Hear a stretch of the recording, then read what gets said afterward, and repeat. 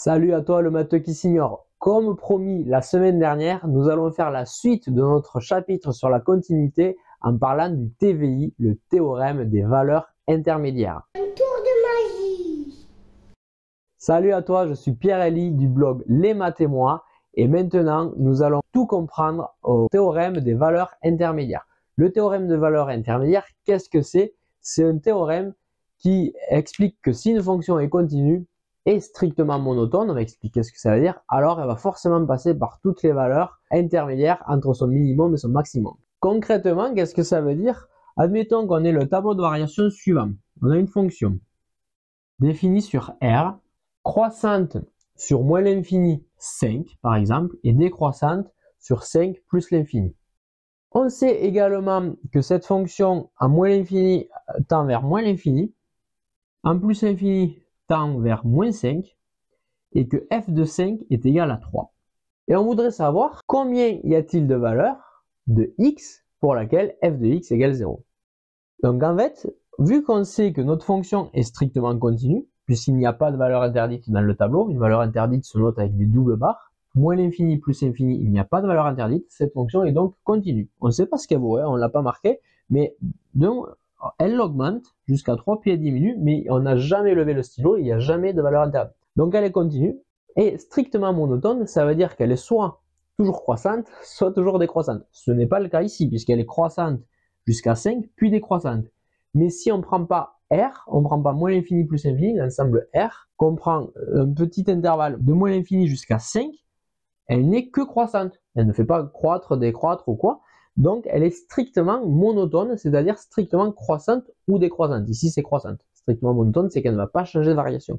Donc sur moins l'infini 5, notre fonction est strictement croissante, elle est donc strictement monotone. Sur 5 plus l'infini aussi, puisque entre 5 et plus l'infini, ben, elle est strictement décroissante. Elle sera donc strictement monotone.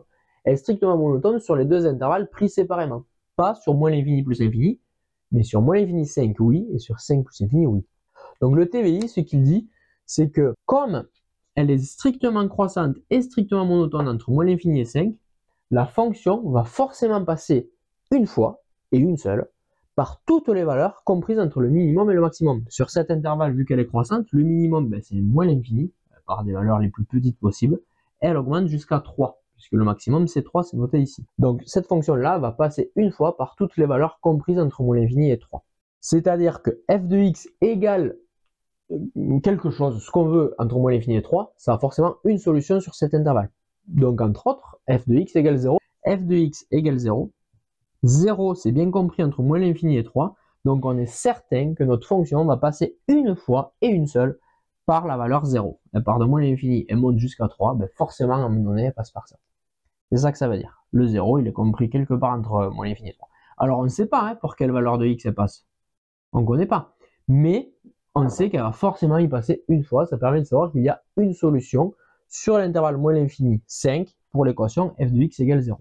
Également, sur l'intervalle 5 plus l'infini, ben notre fonction passe par toutes les valeurs entre 3 et moins 5. Puisque f de 5, ça fait 3. Et en plus l'infini, la limite de la fonction en plus l'infini, c'est moins 5. Donc, elle est décroissante, elle est strictement monotone, elle est continue, et elle va passer par toutes les valeurs comprises entre 3 et moins 5. Donc f de x égale 0, il y a une deuxième solution. Pareil, on ne sait toujours pas pour quelle valeur de x, mais on sait qu'elle va forcément passer une fois par 0, puisqu'elle passe par toutes les valeurs entre 3 et moins 5. Donc en fait, ça se rédige comme ça. Sur l'intervalle moins l'infini 5, la fonction est strictement monotone et continue, ou est continue et strictement monotone.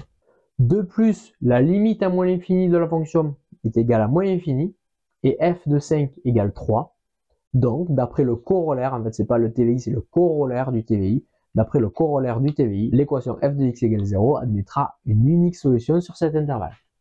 Voilà, la phrase est un peu longue, c'est de la rédaction, mais en maths, il y a beaucoup de rédaction aussi. On va pas la refaire pour l'autre intervalle, mais bien sûr, il faudrait dire également la même chose sur l'intervalle 5 plus infini. Notre fonction est strictement monotone, puisqu'elle est strictement décroissante. Elle est continue. f de 5 égale 3.